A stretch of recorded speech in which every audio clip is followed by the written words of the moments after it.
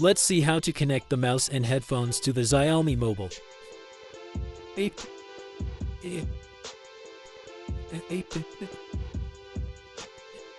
You have to use OTG Hub.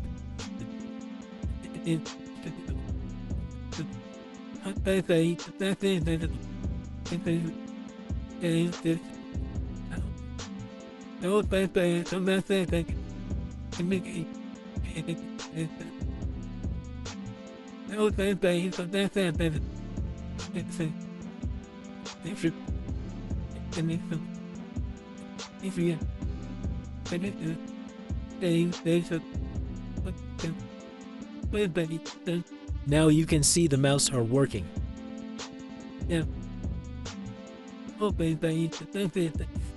And keyboard also working.